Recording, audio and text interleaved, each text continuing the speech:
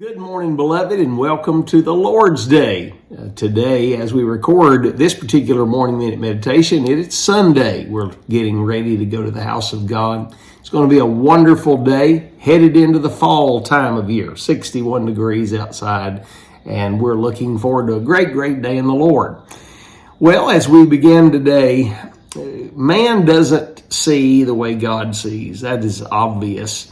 In the classic chapter, 1 Samuel 16, where God is going to choose David and anoint him to be the king of Israel. Samuel comes up to the house, to Jesse's house, and sees all the boys, Eliab and all of his brethren. And Samuel sees some things that he thinks would be pleasing to God. But God says, I don't like that, and I've not chosen that, and I've refused it. And then he asks Jesse, do you have another son? He said, well, I got the little boy out there with the sheep. He said, bring him in. And then, of course, Samuel is standing before David, and David was before Samuel, and God gives his seal of approval to David. Now listen to verse number 7. But the Lord said unto Samuel, look not on his countenance or on the height of his stature, because I have refused him. For the Lord seeth not as man seeth. For man looketh on the outward appearance, but the Lord looketh on the heart. Now, the Lord is the one that is looking at what he is going to use. Oftentimes, when we look at what God uses, we wonder, how in the world? I don't understand how God picks the way he picks, chooses the way he chooses. Well, God's thoughts are not your thoughts, and God's ways are not your ways. God has his way in the whirlwind and the storm, and he's working things out according to his plan. And oftentimes we don't see the way God sees. All of that in consideration, as I always say, David was not what you would expect, and neither was Moses. When God came along and chose Moses to do the job that he chose him to do, Moses already knew from the time he was little, according to the book of Acts, that he was going to be the leader of the nation of Israel eventually. But the Bible said this, that when God spoke to Moses, he retorted with the Lord, and he said, I'm not eloquent, neither heretofore nor since thou hast spoken unto thy servant, but I'm slow of speech and slow of tongue.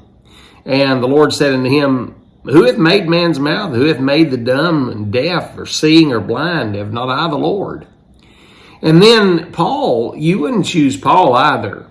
Paul, when writing the church at Corinth, said, and he was making a statement as if the Corinthians are speaking to him, he said, for you say that his letters, my letters, they say are weighty and powerful, but his bodily presence is weak and his speech contemptible. You know, God uses things you and I would not use, and he chooses things we wouldn't choose. Think about that for just a moment. God uses things we wouldn't use and chooses things we wouldn't choose. Here's a carnal illustration.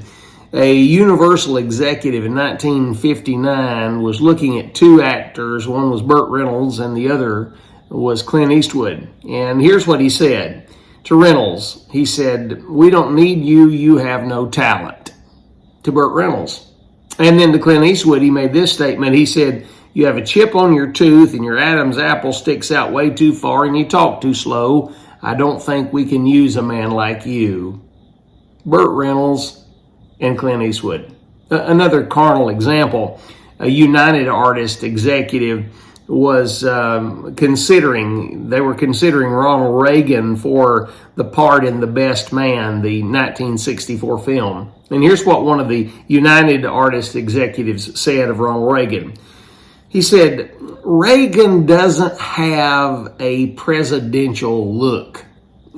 He would be the president of the United States, but he did not have the presidential look. You see, man doesn't always get it right by what he sees. God may have something special for you, my dear friend. Don't sweep away the opportunities that God has for you just because you don't see yourself that way. God has a way of taking what doesn't seem to fit and making it fit for the glory of God. Consider what I say today. Have yourself a great cup of coffee and a grand Lord's Day.